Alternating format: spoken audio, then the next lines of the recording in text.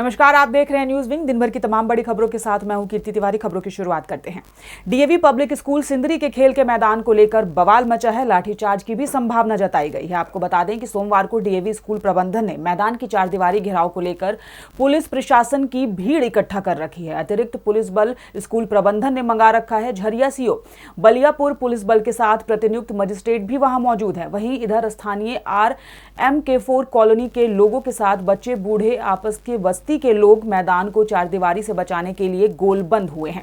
मालूम हो कि राष्ट्रीय बाल अधिकार संरक्षण आयोग ने डीएवी पब्लिक स्कूल सिंदरी के खेल के मैदान को चारदीवारी निर्माण को लेकर उपायुक्त धनबाद को पत्र लिखा है। आयोग ने उपायुक्त धनबाद से जांच करवाकर रिपोर्ट देने और 20 दिनों के अंदर कार्रवाई कर सूचित करने को कहा है। लोग वहाँ कौन लगाया, वहाँ पे मूर्ति लगाया, पत्थर लगाया, पूजा कर रहा है। कौन कर रहा है? पूजा तो हम लोग का बराबर होता है सर। बराबर नहीं होता है। उसके बाद लगा है, क्यों लगाया है? नहीं, गलत बात है। फिर गलत बात, गलत चीज को मत बोलिए। सरुल पूजा हम लोग करते हैं सर। सरुल पूजा पहले नहीं हो रहा था क्या? पहले होता वहाँ पत्थर लगा करके पूजा करने स्टार्ट किया। बोर्ड लगा, बोले बोर्ड हटा देंगे। बोर्ड हटाया आपने? बोर्ड आपने हटाया नहीं। उस दिन जो बात हुई थी कि मैं बोर्ड हटा दूंगा। दूसरी बात सर, हम लोग तो बात बोले। दूसरी बात FCI की है। FCI का जमीन अधिग्रहण किया हुआ है। आपको यदि लगता है, आप लोग अपना एक हाई कोर्ट में PIL फाइल कर दीजिए। बाउंड्री बना हुआ रहेगा तो कोर्ट आपको उपलब्ध कराएगी कि हम लोग का ज़मीन है, हम लोग टहलते थे, टहलने के लिए FCI ने नहीं दिया। और नियम कानून जो है उस कानून को हाथ में मत लीजिए। अब बात करेंगे कांग्रेस के कार्यक्रम में शामिल होने के लिए लोहरदगा पहुंचे झारखंड सरकार के वित्त एवं खाद्य आपूर्ति मंत्री डॉक्टर रामेश्वर उरांव। प्रवक्ता आलोक दुबे ने कहा कि रघुबर दास द्वारा मुख्यमंत्री के खिलाफ दिया गया एक बयान जो है वो राजनीतिक बयान है। वह इस पर कोई टिप्पणी नहीं करेंगे, बल्कि उन्होंने कहा कि मुख्यमंत्री अच्छा काम कर रहे हैं। देखिए, अभी तो सबसे पहले जरूरी है अमन की, शांति की, सद्भावना की, भाईचारे की और गंगा जमनी तहजीब को अक्षुण्ण बनाए रखने की। आप कभी इस पर, ऐसे विषय पर राजनीति करना हमारे समाज को तोड़ने का काम करती है। लेकिन आपने कभी सुना कि भारतीय जनता पार्टी का कोई नेता ऐसे बिंदुओं पर सद्भावना की बात करता है? अभी आप कह रहे थे कि माननीय रघुवर दास जी ने कहा कि सरकार असफल। पूरे देश में परसों घटना हुई। उत्तर प्रदेश में प्रयागराज, सहारनपुर, हर एक जगह घटना हुई। 64 इंच का सीने वाले मुख्यमंत्री का चेहरा शर्म से लाल हो गया। हमारे शहर में घटना हुई।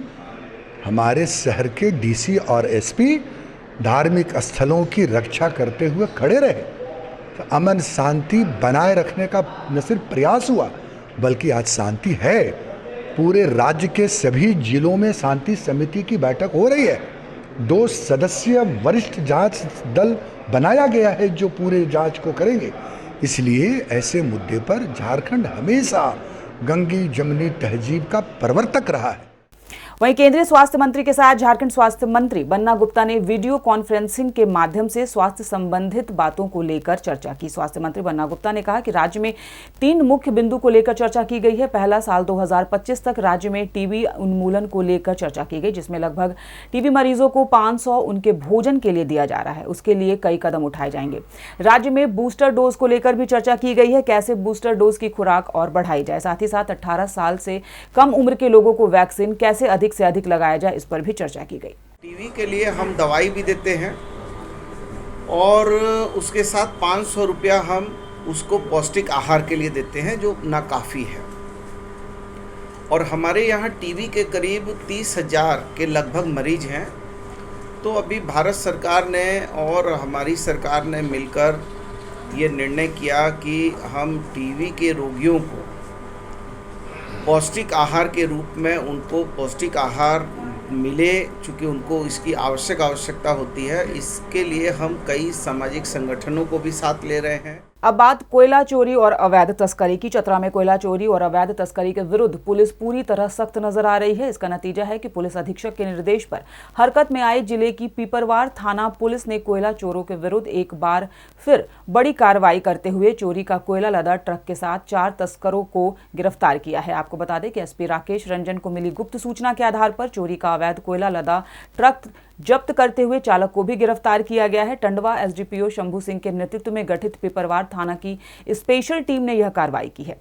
थाना क्षेत्र के भेलवाटांड ठेढाढ़ी जंगल से रात के अंधेरे में चोरी का कोयला लदा ट्रक जब्त किया गया। वहीं मौके से अवैध कोयला तस्करी की रेकी कर रहे 3 तस्करों को गिरफ्तार किया गया। सत्यापन के क्रम में उस जंगल से एक ट्रक को बरामद किया गया जिसका नंबर J01EE8150 है और उस ट्रक पर करीब 26 टन कोयला लोड था। छापेमारी के क्रम में इसके चालक को भी गिरफ्तार किया गया है। एक अन्य चालक भी था जो घटनास्थल से फरार हो गया, परंतु घटनास्थल पर उसका मोबाइल बरामद हुआ है। उससे चालक से पूछने पर वो बताया कि जंगल में ही से कोयले को लोड किया गया है और वो रात सुबह वो लोग वो निकालने की तैयारी में थे। इसी क्रम में छापेमारी के दौरान जब पुलिस टीम जा रही थी, वहाँ पर एक स्विफ्ट डिज़ायर गाड़ी पे भी कुछ लोग बैठे हुए पुलिस पर नज़र रखने के लिए रेकी कर रहे थे। उन लोगों को भी डिटेन किया गया। पूछताछ के क्रम में उन लोगों के द्वारा भी बताया गया कि ये लोग पुलिस पर नज़र रखने के लिए यहाँ पर थे और वो लोग पकड़े गए। उनके पास से मोबाइल बरामद हुआ है, जिस मोबाइल में की जांच की गई तो इसमें जो शामिल तस्कर था उसका भी पता चला और वो ट्रक चालकों से भी संपर्क में था। इस आधार पर उन तीनों व्यक्तियों को भी गिरफ्तार किया गया है।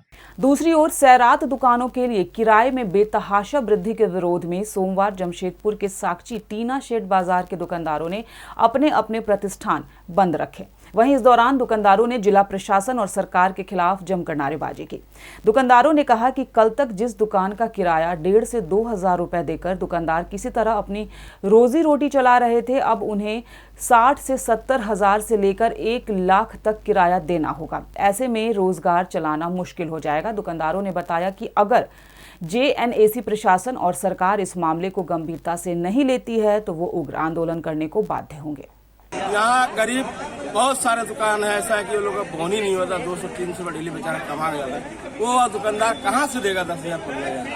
तो टाटा कंपनी 200, 300, 400, 500 तक का भाड़ा यहाँ पर वसूला जाता था।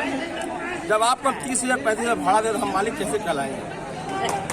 आज यही मांग को लेकर हम लोग आज पूरे मार्केट के दुकानदार बंद किया है। पूरे मार्केट के लोग समर्थन में है और हम लोग चाह रहे हैं कि जिस तरह पूर्ण रूप से जो हम लोग का पहले से है उसी तरह से। अगर सरकार नहीं मानती है तो फिर क्या करेंगे आप? जन आंदोलन होगी। किस तरह का आंदोलन होगी? जिस तरह से आंदोलन हो, जिस तरह से हमारे दुकानदार भाई एकता है, जिस तरह से होगा, रोड पे सोना होगा, पुलिस की लाठी खाना होगा या पुलिस से गोली खाना होगा, हम लोग आगे हैं। अब बात रथ मेला की। रांची में रथ मेला आयोजन कराने की मांग को लेकर हाईकोर्ट में जनहित याचिका दायर की गई है। अधिवक्ता धीरज कुमार ने याचिका दायर करते हुए पुरी में होने वाले रथ मेला समेत क्रिकेट मैच, राजनीतिक सभाओं के आधार पर मेला से रोक हटाने की मांग की है। याचिका में कहा गया है कि यह मेला ऐतिहासिक होने के साथ साथ हजारों लोगों के रोजगार से जुड़ा है। देखिए, रथ यात्रा जो है ये वर्षों से पुरानी परंपरा रही है और झारखंड की परंपरा है। इस परंपरा को अभी हमारे उपायुक्त ने एक बयान जारी कर या आदेश निकाल कर कहा है कि बहुत ही सीमित लोगों के साथ ये रथ यात्रा कराया जाएगा, जो कि गलत है। और जब पूरी का रथ यात्रा को नहीं रोका जा रहा, इससे पूर्व में क्रिकेट के मैच कराए गए, तब पूरे स्ट्रेंथ के साथ कराए गए, कई जुलूस वगैरह भी हुए, सभाएं हुई, तब कोविड का कोई इसमें प्रभाव नहीं था। तो आज रथ यात्रा मेला को रोकने का कोई औचित्य नहीं है। इसी को लेकर हमने झारखंड उच्च न्यायालय के साथ एक ये जनहित याचिका दायर की है और मांग की है कि रथ यात्रा मेला को पूर्ण रूप से जैसे चलाया जाता था पहले की ही स्थिति में चलाया जाए। वहीं चतरा जिले के पीतिज कलाली चौक के समीप एक अनियंत्रित ट्रैक्टर होटल में जा घुसा। इस घटना में होटल संचालक डब्लू केसरी गंभीर रूप से घायल हो गए। घायल को प्राथमिक उपचार के लिए और बेहतर इलाज के लिए हजारीबाग भेजा गया है। तो इस बुलेटिन में फिलहाल इतना ही। खबरों पर अपनी अपडेट और नजर बनाए रखने के लिए देखते रहिए न्यूज़ विंग टीवी।